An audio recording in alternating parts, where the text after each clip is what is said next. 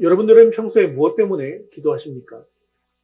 내가 해결하기에 너무나도 어려운 여러 가지 문제들이 있어서 하나님께서 응답하시기를 바라는 마음으로 기도하고 계실 것입니다. 그런데 어떤 경우에는 기도를 열심히 하고 있는데도 응답하지 않아서 힘들 때가 많이 있는 것도 사실이죠. 내가 원하는 대로 기도가 응답되지 않을 때 하나님께서 내 기도를 듣지 않으시거나 응답하지 않으신다라고 생각한다는 것이죠. 그래서 어떤 경우에는 믿음이 무너지는 경우도 볼 수가 있습니다. 그렇다면 네가 기도했는데 내 생각대로 하나님의 응답이 없다고 한다면 우리는 무엇을 점검해 보아야 하겠습니까? 빌 하이빌스 목사님의 너무 바빠서 기도합니다라는 책이 있는데요. 이 책에는 기도 응답에 대해서 이렇게 이야기하고 있는 것을 볼 수가 있습니다. 요청이 잘못된 기도의 내용이라고 한다면 하나님께서는 안 돼! 라고 응답하신다는 거죠. 또한 아직까지 시기가 이르지 않았다고 한다면 천천히 라고 말씀하신다는 것입니다. 또한 내 요청이 틀렸다라고 한다면 성장해라 라고 말씀하시더라는 것이죠. 요청도 올바르고 시기가 적정하고 내 자신도 올바르다고 한다면 하나님은 좋아라고 응답해 주신다는 것입니다. 즉 하나님께서는 우리의 기도에 어떤 것은 응답하시고 어떤 것은 응답하시지 않는 것이 아니라 우리의 모든 기도 제목에 응답하고 계시는 것을 알 수가 있습니다. 그렇습니다. 하나님은 우리의 기도에 반드시 응답하시는 분이십니다. 단지 우리의 요청이 잘못되었거나 아주 적절한 시기가 아니거나 내 자신이 아직까지 올바르지 못했기 때문에 노라고 응답하신 것 뿐이라는 것입니다. 여러분들이 기도하실 때 응답하시는 하나님에 대해서 확신하면서 믿음으로 기도하십니까? 아니면 내가 이렇게 기도해도 소용없는 것은 아닐까라고 하는 마음으로 기도하는 것입니까? 믿음으로 기도하지 않고 또한 확신하지도 않고 기도만 하고 있다면 기도는 우리에게 있어서 결코 능력이 될 수 없습니다. 하지만 우리 가운데 응답하시고 역사하시는 살아계신 하나님을 믿으시고 기도를 드린다면 우리의 기도는 늘 하나님의 능력이 될 것입니다. 하나님께서는 오늘 말씀처럼 우리의 온갖 구하는 것이나 우리가 생각하는 것보다 더 넘치도록 능히 하실 분이십니다. 오늘 말씀을 통해서 하나님의 역사가 우리의 기도 이상으로 풍성하게 일어날 수 있게 되어지기를 주님의 이름으로 축원합니다. 우리 첫 번째 같이 읽겠습니다. 생각하는 것에 넘치도록 능히 하시는 하나님. 우리 20절 하반절 말씀 계속해서 읽겠습니다. 우리가 구하거나 생각하는 모든 것에 더 넘치도록 능히 하실 이에게 아멘. 이제 바울은 기도에 있어서 기도하는 사람이 어떤 마음을 품고 기도해야 하는 것인가라는 것을 말씀하고 있습니다. 그것은 바로 우리가 기도하면서 기도 응답에 대한 확신을 가지고 기도해야 한다는 것입니다. 오늘 20절에 우리의 온갖 구하는 것이나 생각하는 것에 더 넘치도록 역사하시는 분, 그분이 바로 우리가 기도드리는 하나님이시라고 고백하고 있는 것입니다. 이 말씀은 지금까지 바울이 기도한 것 이상으로 역사하시는 분이 바로 하나님이시기 때문에 내가 기도한 것뿐만 아니라 기도하지 않은 것까지도 응답하시고 역사하시는 분이 하나님이십니다 라고 고백하고 있는 것입니다. 우리 지나간 날들을 한번 잘 생각해 보십시오. 때로는 우리가 기도가 아니라 생각 정도만 했는데도 응답하시는 경우가 있지 않았습니까? 그래서 깜짝 놀랐지 않습니까? 또 어떤 경우에는 기도했는데 그 기도한 것 이상으로 넉넉하게 채워주시는 경우도 있었지 않습니까? 이처럼 우리 하나님은 우리의 기도를 들으실 뿐만 아니라 우리가 생각하는 것 이상으로 응답하시는 하나님이시라는 것이죠. 후히 주시고 꾸짖지 않으시는 하나님이십니다. 우리가 기도하고 생각하는 것을 훨씬 넘치도록 능히 이루어 주실 수 있는 하나님이시라는 것이죠. 그런데 우리는 내 생각이 앞선 나머지 하나님의 능력을 제한하려고 합니다. 다른 모든 일들은 하나님께서 하실 수 있지만 이 일만큼은 하나님께서 하실 수 없을 것이라고 생각하면서 구하지도 않는 경우가 있더라는 것이죠. 그런데 우리가 꼭 알아야 될 것은 우리가 구하면 우리의 생각한 것 이상으로 응답하신다는 것입니다. 베드로 사도가 복음을 전하다가 감옥에 갇혔을 때의 일이었습니다. 초대교회 성도들이 감옥에 갇힌 베드로를 위해서 간절하게 모여서 기도하고 있었습니다. 그런데 그들이 기도를 하기는 했지만 베드로가 풀려날 것이다 라고 하는 것은 기대하지 않았던 것 같습니다. 로마 감옥에서 베드로가 풀려나는 것은 불가능한 일일 것이다.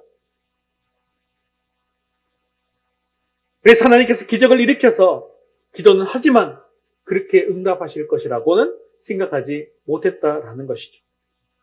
그런데 그들이 기도하는 그 밤에 베드로를 메고 있던 쇠사슬이 풀려지고 쇠문이 활짝 열리게 되었습니다. 그래서 감옥을 나오게 되었죠. 그래서 베드로는 성도들이 기도하고 있던 집으로 가게 되었습니다. 그래서 문을 똑똑똑 두드렸습니다. 그때 로데라는 여자아이가 나왔습니다. 그런데 베드로의 음성을 듣고는 너무나 기쁜 나머지 마치 미처 문을 열지 못하고 들어와서 베드로가 돌아왔다고 사람들에게 이야기했습니다. 그런데요, 베드로를 위해서 간절하게 기도하던 그들이 아이에게 미쳤다고 이야기하면서 믿지 않았던 것입니다. 그런데 그들이 간절하게 구할 때 그들의 생각 이상으로 응답해 주셨다라는 것입니다. 생각하는 것 이상으로 응답하신 대표적인 사례는 예수님의 비유 중에 탕자의 비유를 이야기할 수 있습니다. 아버지의 유산을 다 탕진해버린 탕자가 이렇게 이야기하죠. 누가복음 15장 19절 말씀 같이 보겠습니다. 지금부터는 아버지의 아들이라 일컬음을 감당하지 못하겠나이다. 나를 품꾼의 하나로 보소서 하리라 하고. 이건 벼룩도 낯짝이 있다고 하잖아요. 아버지의 유산을 유흥하는데 다 탕진해버린 자신이 돌아가서 양심상 아들로 다시 받아들여달라고 이야기하기가 어렵다는 것이죠. 그래서 아버지에게 돌아가긴 돌아가지만 이제는 아버지를 위해서 일하는 품꾼이라도 받아주기를 바라고 있는 것입니다. 우리도 하나님 앞에 이런 경우가 종종 있지 않습니까? 하나님께 구하려고 하니까 내 자신이 너무나 양심상 부끄러워서 구하지 못하는 경우도 있었고요. 내 생각으로는 도무지 상상할 수 없는 큰일이기 때문에 그래서 몰라서 구하지 못하는 경우들도 있었을 것입니다. 그럼 이때 탕자는 어떻게 되었을까요? 탕자가 말한 대로 아버지의 품꾼이 되었을까요? 아니면 아버지가 탕자를 엄히 꾸짖은 후에 할 수 없이 받아들이게 되었을까요? 아닙니다. 아버지는 맨발로 뛰어나가서 냄새나는 탕자를 와락 껴안고 볼을 비비고 발에 신을 신기고 손에는 가락지를 끼우고 그것도 모자라서 살진 송아지를 잡아 온 동네에 잔치를 벌였습니다. 그렇습니다. 하나님의 은혜는 항상 이런 것입니다. 우리가 구하는 것이나 생각하는 수준에 머물러 있지 않고 항상 그 위에 있다는 것입니다. 여러분 이것을 믿으십니까? 이것을 믿으셔야 합니다. 지난주에 저에게 이런 일이 있었습니다. 지훈이가 보통 학교를 갈 때 제가 아침에 망포역까지 태워주거든요. 그런데 조금 늦게 나왔습니다. 그래서 망포역까지 가는데 보통은 빨리 가도 한 10분 정도는 걸리거든요. 그런데 나왔는데 출발하려고 하니까 9분 정도밖에 남지 않은 겁니다. 그런데 차를 놓치면 그 지하철을 놓치면 지각이 되는 그런 상황이었습니다. 그런데 그때 옆자리에 있던 집사람이 이러고 있었어요. 아버지, 기차를 놓치지 않게 시간 안에 도착하게 해주세요. 라고 하고 있는 겁니다. 그래서 제가 이렇게 짧게 기도하는 집사람의 앞에서 목사인 제가 믿음 없는 말을 하고 말았습니다. 망포역까지 아무리 빨리 가도 10분은 걸리니까 안 될 것 같은데 제가 이렇게 얘기를 했어요. 그런데 우리 집사람이 이미 기도를 했지 않습니까?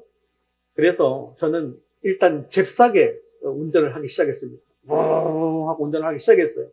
그런데 놀라운 일이 일어났습니다. 평소에 두 번 이상은 걸리던 신호등이 한 번도 안 걸리는 겁니다. 제가 지훈이를 매번 태우러 가고 그 길은 늘상 다니는 길이기 때문에 신호를 제가 잘 알거든요. 언제 걸리고 언제 안 걸리고 어떻게 하면 걸리고 어떻게 하면 안 걸리고 대략 알거든요. 그래서 어떤 때는 신호를 안 걸리기 위해서 조금 더 달려야 되고 뭐 이런 것들도 대략은 압니다. 근데 결코 한 번도 안 걸릴 수가 없습니다. 그런데 집사람이 그렇게 짧게 기도하고 갔더니요, 놀랍게도 신호가 한 번도 안 걸리는 겁니다. 그래서 오히려 2분 일찍 도착했습니다. 그리고 지인한테 연락해봤더니 지하철을 탔다고 하는 거죠. 목사가 불신앙적인 말을 했을지언정 사모가 믿음으로 기도하니까 우리의 생각하는 것 이상으로 응답해 주시더라고요. 그렇습니다. 우리가 믿음으로 일단 기도했으면 믿음으로 하나님께 맡기고 우리가 할 일은 최선을 다해 사다 보면 하나님께서는 우리가 구하거나 생각하는 것 이상으로 응답하십니다. 그렇기 때문에 하나님을 믿고 섬기는 우리들이 반드시 조심해야 될 것이 두 가지가 있습니다. 그것은 생각을 조심하는 것이고 또 다른 하나는 입을 조심하는 것입니다. 여기까지가 내 한계야. 내가 그렇지 뭐 별 수 없지 않겠어? 라고 생각하는 그 생각에 갇혀있는 사람은 결코 그 한계를 뛰어넘을 수가 없습니다. 그렇기에 우리는 우리의 생각을 바꾸어서 우리 가운데 역사하시는 하나님의 크신 일을 기대하는 생각을 가지고 하나님께 기도해야 합니다. 그리고 우리는 입을 조심해야 합니다. 하나님은 놀랍고 크신 일을 행하시는 능력의 하나님이십니다. 우리의 입으로 할 수 없어 라고 하는 불신앙적인 말을 하지 마시고 믿음으로 입을 벌려 간절히 하나님께 구할 수 있기를 바랍니다. 하나님은 우리가 구하는 대로 역사하시는 분이다 라는 사실을 기억하셔야 합니다. 그러므로 기도할 때 우리는 내 입을 크게 열라 내가 채우리라 라는 말씀을 믿으시고 크게 입을 벌려 구하셔야 한다는 것입니다. 사랑하는 성도 여러분, 크신 하나님 앞에 크게 구하시고 크게 생각하심으로 우리 삶을 가득 채워주시는 하나님을 경험할 수 있게 되어지기를 주님의 이름으로 축원합니다. 두 번째 같이 읽겠습니다. 우리 안에 역사하시는 능력을 따라 20절 상반절 말씀 같이 읽겠습니다. 우리 가운데서 역사하시는 능력대로. 네, 오늘 본문에 보면 중요한 표현이 있습니다. 우리 가운데에서 역사하시는 능력대로라고 했죠.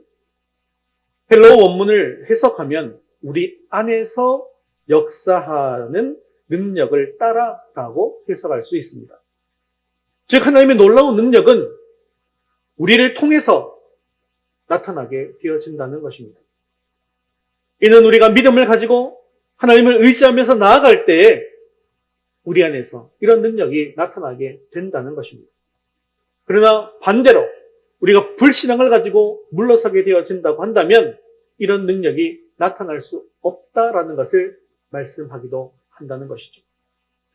우리의 불신앙적인 모습이 어떤 모습입니까? 하나님의 말씀에 불순종하는 것, 또한 두려움이 가득한 것, 교만한 것, 게으른 것, 하나님의 능력은 이런 것들 앞에서 제한될 수밖에 없다는 것이죠. 출애굽한 이스라엘 백성들 한번 보십시오. 하나님께서는 출애굽한 이스라엘 백성들을 언제라도 가나안 땅으로 들여보낼 수 있으신 하나님이십니다. 하지만 이스라엘은 하나님이 이러한 충분한 능력이 계시는 분이라는 사실을 믿지 못했습니다. 그래서 결국 그들은 약속의 땅으로 들어가지 못하고 광야에서 다 죽고 말았던 것입니다. 그들은 자기의 불신앙 때문에 가나안 땅에 들어갈 수 없었고 하나님의 능력은 그들 자신의 불신앙 때문에 역사하지 못했던 것입니다. 이렇듯 불신앙은 우리 안에서 하나님의 능력을 역사하지 못하게 만들더라는 것이죠. 그래서 히브리서 3장 19절은 이렇게 말씀하고 있습니다. 히브리서 3장 19절 같이 읽겠습니다. 이로 보건대 그들이 믿지 아니함으로 능히 들어가지 못한 것이라. 우리 하나님은 크신 하나님이십니다. 하지만 크신 하나님의 능력을 경험하기 위해서 우리에게 반드시 요구되는 것이 있습니다. 그것은 우리가 우리 안에 믿음을 가득 채우고 믿음으로 기도하는 것입니다. 하지만 우리는 기도의 능력을 과소평가해서 하나님의 능력을 경험하지 못하고 하나님의 일에 실패하는 경우도 많이 있다는 것이죠. 예레미야가 하나님의 말씀을 선포하다가 시위대 감옥에 갇혔습니다. 그때 예레미야는 이렇게 생각했습니다. 이처럼 중요한 시점에 내가 이렇게 갇혀서 하나님의 일을 할 수 있을 것인가? 이때 하나님께서 예레미야에게 이렇게 대답하십니다. 예레미야 33장 2절, 3절 말씀 같이 읽겠습니다.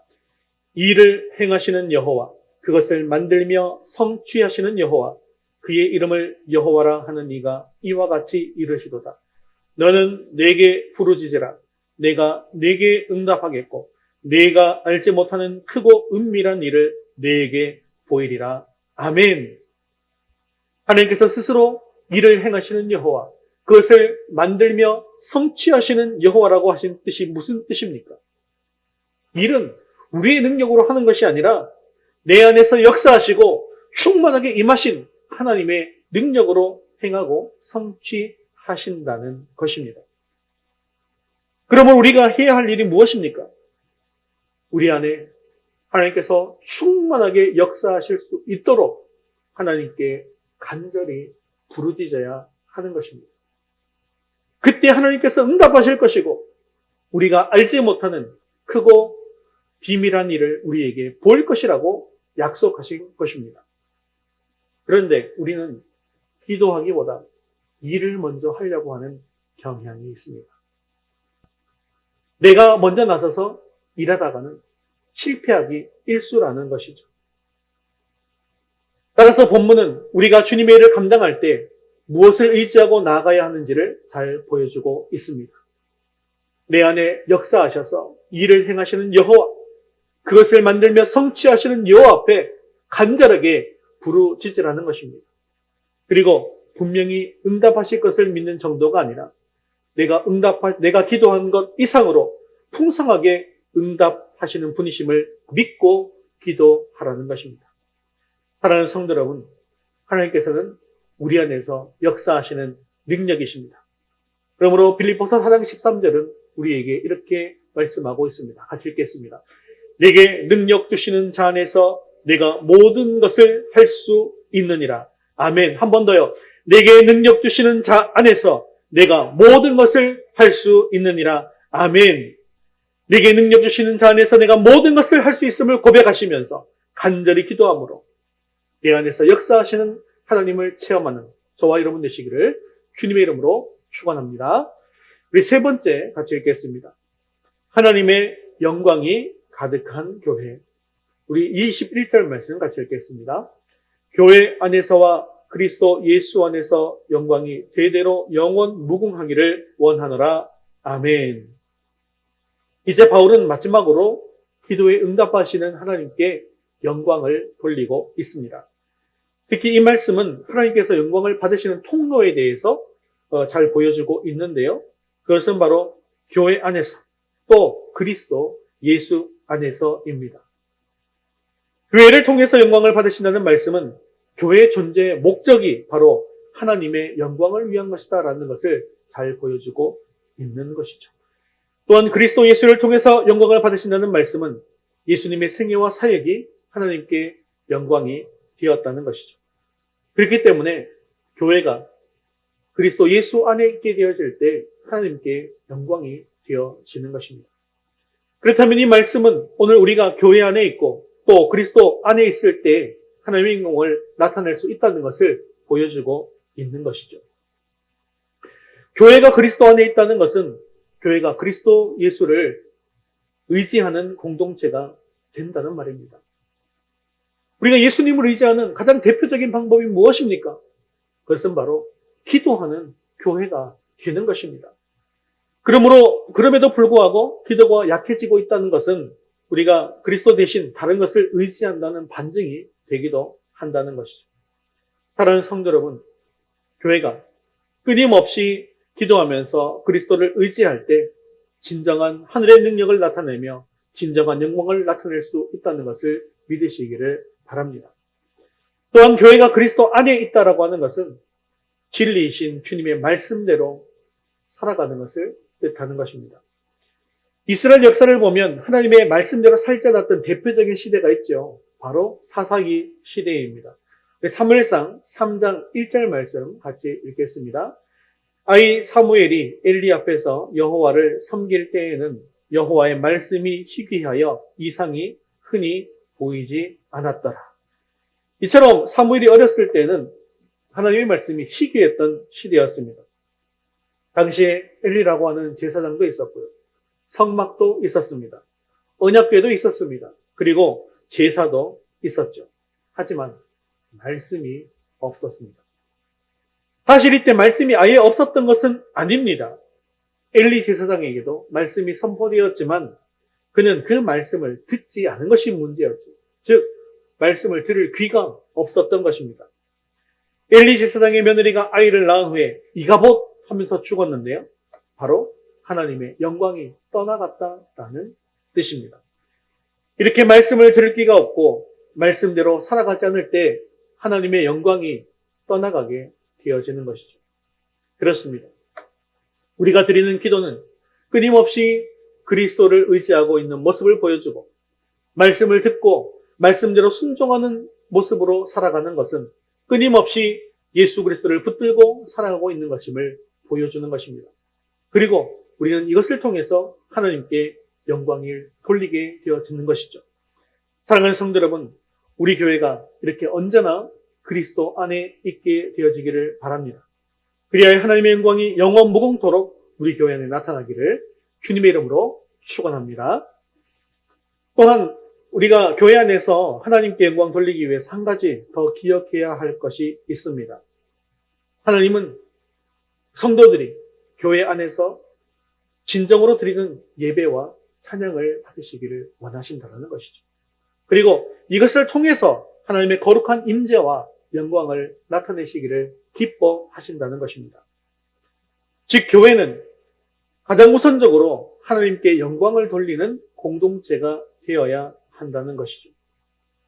그렇기 때문에 교회는요, 가장 기본적으로 하나님께 드리는 예배와 찬양에 실패해서는 안 된다는 것입니다. 하나님께 드리는 예배와 찬양에 실패한 채 우리가 아무리 열심히 일을 한다고 할지라도 하나님께서는 기뻐하시지 않을 뿐만 아니라 하나님의 영광도 나타낼 수가 없게 되더라는 것이죠. 그렇기 때문에 우리가 무슨 일을 하든지 가장 먼저 예배에 실패해서는 안 된다라고 하는 것입니다. 예배가 무너진 채 아무리 열심히 주를 섬기고 주를 위해 살아간다고 해도 하나님께서 기뻐하시지 않는다는 말입니다. 하나님께서 영광 받으시기 위해서 교회에게 원하시는 것이 바로 우리의 예배와 찬양인 것을 기억하시기를 바랍니다. 다윗도 하나님께 영광 돌리는 삶을 살았는데요. 우리가 기억하는 가장 인상적인 다윗의 업적이 무엇입니까? 다윗 하면 생각나는 사람, 또 반대 사람이 있잖아요. 물리친 사람, 골리앗. 물맷돌로 골리앗을 물리친 사건입니다. 그런데요, 다윗이 평소에 어떤 사람이었는지를 아는 것이 중요합니다.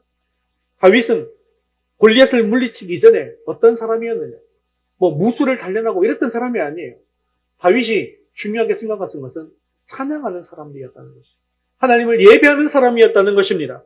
즉 찬양으로 마귀를 물리치는 사람이었다는 것이죠. 사울왕이 악신이 들렸을 때 다윗이 악기를 연주하고 찬양함으로 마귀를 쫓아내는 사건은 골리앗 사건 이전에 이미 나타나는 사건이라는 것입니다.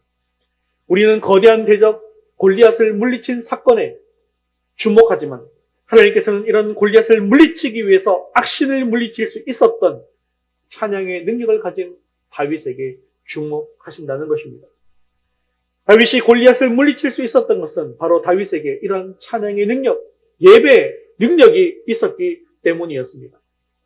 하나님은 우리 교회가 이런 찬양의 능력이 임하는 교회가 되기를 원하십니다. 우리가 찬양할 때 귀신이 떠나가고 연약함이 떠나가고 불신앙이 떠나가고 치유와 회복의 역사가 일어나는 교회가 되기를 원하십니다. 이렇게 교회에 하나님의 영광과 임재가 충만할 때 우리 안에 온전한 회개가 일어나게 되어지는 것이죠. 이사야 선지자가 성전에 들어가 하나님의 영광을 보고는 바로 회개했지 않습니까? 그리고 하나님의 음성을 듣습니다. 이사야 6장 8절 말씀 같이 읽겠습니다. 내가 또 주의 목소리를 들으니 주께서 이르시되 내가 누구를 보내며 누가 우리를 위하여 갈꼬 하시니 그때에 내가 이르되 내가 여기 있나이다 나를 보내소서 하였더니. 이처럼 하나님의 영광이 가득할 때 회개할 뿐만 아니라 내가 여기 있나이다 나를 보내소서라고 하면서 헌신하게 되어지는 것입니다. 누가복음 5장에도 보면 갈릴리 호수에서 베드로가 주님의 영광을 보게 되지 않습니까? 그때 가장 먼저 한 일이 있습니다. 주여 나를 떠나소서. 나는 죄인이로소이다. 바로 회개하게 되어지는 것입니다. 그리고 주님의 부르심을 듣게 되었을 때 그는 배와 모든 것을 버리고 즉시 주님을 따르는 헌신하는 제자가 되었습니다. 이처럼 교회 안에 하나님의 영광과 임재가 충만할 때 인간들은 죄인임을 고백하는 회개의 역사가 일어나게 됩니다. 그리고 회개한 죄인들이 영적으로 회복되어 거룩하게 주님을 위해서 헌신하게 되어지는 역사가 일어나게 되는 것입니다. 사랑하는 성도 여러분, 우리 교회 안에 이렇듯 하나님의 영광이 가득하기를 기도하십시오. 누구든지 우리 교회 안에 들어오면 하나님의 영광과 임재에 압도되어서 자기의 죄악된 모습을 발견할 뿐만 아니라 주님을 위해 살아갈 마음을 품고 헌신을 다짐하는 역사가 일어날 수 있도록 기도하시기를 바랍니다. 그리하여 우리 교회가 하나님께 영광 돌리는 그런 교회가 되기를 주님의 이름으로 축원합니다. 말씀을 맺겠습니다. 하나님께서는 우리의 모든 구하는 것과 생각하는 모든 것에 더욱더 넘치도록 능히 하시는 분이십니다. 내가 구하는 것에 응답하지 않으시는 하나님이 아니라 하나님의 때, 하나님의 방법으로 가장 좋은 것으로 능히 하시는 하나님이십니다. 또한 하나님은 우리 안에서 역사하십니다. 우리가 간절히 부르짖을 때 우리가 기도한 것 이상으로 풍성하게 응답하십니다. 내게 능력 주시는 자 안에서 내가 모든 것을 할 수 있도록 해 주십니다. 우리가 그리스도를 의지하고 주님의 말씀대로 살아가게 될 때 교회 안에서 그리스도 안에서 하나님의 영광을 드러내는 교회가 될 것입니다. 오늘 우리 교회에 하나님의 영광이 가득하기를 주님의 이름으로 축원합니다. 그래서 죄인들이 주님의 영광을 보고 회개하며 주님께 돌아오는 역사가 일어나기를 주님의 이름으로 축원합니다. 그리고 회개하고 변화된 영혼들이 평생을 주님을 위해서 헌신하는 삶을 살아가는 믿음의 역사가 일어나게 되기를 바랍니다. 또한 이런 영광스러운 역사를 통해서 우리 위더스 교회가 주님 오시는 그날까지 영원토록 이 사명을 온전히 감당하는 교회가 되기를 주님의 이름으로 축원합니다.